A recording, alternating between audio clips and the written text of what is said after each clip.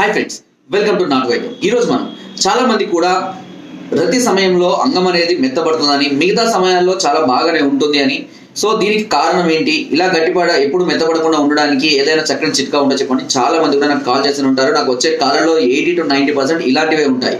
So కాబట్టి అన్ని విధాలా బాగున్నా, మామూలుగా కూడా ఎరెక్షన్స్ అన్ని బాగానే ఉన్నా, తీరా కలిసే టైంకి చాలా మంది కూడా ఈ ఇబ్బందులు వస్తూనే ఉంటాయి. సో ఇలాంటి సందర్భాలలో ఇప్పుడు నేను చెప్పబోయే చిట్కానే చాలా అద్భుతంగా పనిచేస్తుంది.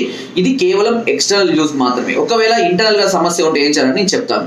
సో మీరు చేయవలసిందల్లా చాలా సింపుల్ అండి. దీనికి కావాల్సిన కేవలం రెండు ఐటమ్స్ అండి. మెయిన్ గా దీంట్లో తీసుకోవాల్సింది అశ్వగంధ అనేది చాలా ఎఫెక్టివ్ అని చాలా మందికి తెలిసిన విషయమే. దీంతో పాటు కొద్దిగా పచ్చ కర్పూరం అని మనకు చౌదపొడి దుకాణంలో లభిస్తుందండి.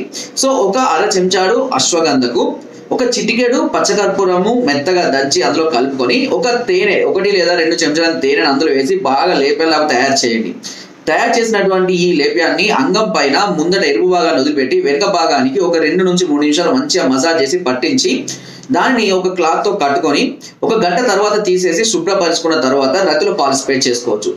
ఇలా చేయడం వల్ల ఏమవుతుంది అని అంటే అంగం మీద ఉన్నటువంటి నరాలలో బ్లడ్ సర్క్యులేషన్ అనేది పెరగడం జరుగుతుంది. ఈ బ్లడ్ సర్క్యులేషన్ పెరగడం వల్ల అంగం అనేది ఎక్కువసేపు గట్టిగా నిలబడడానికి, ఎక్కువసేపు వీర్యం పడిపోకుండా ఆపడానికి చాలా అద్భుతంగా పనిస్తుంది. ఇందులో పచ్చకర్పూరం యొక్క ప్రాముఖ్యత చాలా అద్భుతంగా ఉంటుంది. ఎందుకంటే ఇంత ముందు కూడా చెప్పడం జరిగింది, పచ్చకర్పూరం వల్ల చాలా రకాలైన ప్రయోజనాలు ఉంటాయి రతిపరంగా. సో ఆ కారణాల వల్ల కూడా ఈ పచ్చకర్పూరం అనేది మనం మామూలుగా కూడా దీన్ని తమలపాకులు కానీ దేనిలో పెట్టుకొని తీసుకున్నా కూడా బ్లడ్ సర్క్యులేషన్ బాడీలో అనేది ఎక్కువగా పెరగడానికి అవకాశం ఉంటుంది. సో కాబట్టి ఈ పచ్చకర్పూరం యొక్క ముఖ్య ఉద్దేశం ఏంటంటే శరీరంలో రక్త ప్రసరణను వృద్ధి చేయడానికి ఉపయోగపడుతుంది. కాబట్టి మన అంగం మీద మసాజ్ చేసి పెట్టడం వల్ల ఇది మళ్ళీ కర్పూరం ఏంటంటే చాలా తొందరగా శరీరంలోకి వెళ్ళిపోవడం జరుగుతుంది. కాబట్టి ఈ శరీరంలోకి త్వరగా ఇది ఇమిడిపోవడం వల్ల అక్కడ ఉన్న నరాలకు మంచి బలాన్ని, పటుత్వాన్ని ఇవ్వడం వల్ల అక్కడ ఆ సమయంలో మనకు దీనికి ఎక్కువగా ప్రసరణ జరిగి అంగం ఎక్కువసేపు అదేవిధంగా ఎక్కువ గట్టిగా నిలవడానికి అవకాశం అనేది ఉంది. ఇది చాలా సులువైన చిట్కా అండ్ మీరు ఉపయోగించిన వెంటనే కూడా దీని రిజల్ట్ రావచ్చు, లేదా కొంతమందికి 2-3 సార్లు ఉపయోగించిన తర్వాత కూడా రిజల్ట్ అనేది కనబడవచ్చు. కానీ ఇది కేవలం ఎక్స్టర్నల్ యూజ్, ముందట ఎరుపు భాగానికి రాయని అవసరం లేదు.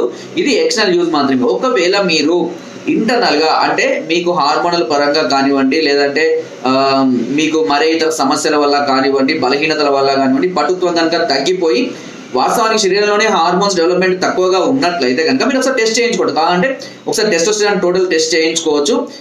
మామూలుగా ఏ ల్యాబ్ కైనా వెళ్ళి టెస్టోస్టెరాన్ టోటల్ అంటే ఎవరైనా ల్యాబ్ టెస్ట్ చేస్తారు. ఆ టోటల్ యొక్క మీకు పర్సంటేజ్ బట్టి మీకు హార్మోన్స్ ఎంత ఉందో మీకు తెలిసిపోతుంది. ఒకవేళ హార్మోన్స్ కనుక తక్కువగా ఉంటే ఖచ్చితంగా దీనికి ట్రీట్మెంట్ అనేది తీసుకోవాల్సిందే. ట్రీట్మెంట్ తీసుకోకుండా కేవలం ఎక్స్టర్నల్ యూజ్ వల్ల కానీ, ఇంటర్నల్ చిట్కాల వల్ల కానీ ప్రయోజనం అనేది ఉండదు. సో అలాంటి వారు అంటే ఇలా చేసినా కూడా ప్రయోజనం లేకున్నప్పుడు ఈ టెస్ట్ చేయించుకోండి.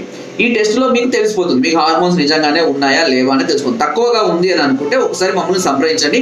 దీనికి కింద స్కోర్ నెంబర్స్ కి ఫోన్ ద్వారా, వాట్సాప్ ద్వారా, లేదా కింద డిస్క్రిప్షన్ మా యొక్క అడ్రస్ కూడా నేరుగా వచ్చి మమ్మల్ని సంప్రదించి మీ అన్ని రకాల సమస్యలకు సలహాలని, సూచనల్ని, మెడిసిన్స్ కూడా పొందవచ్చు.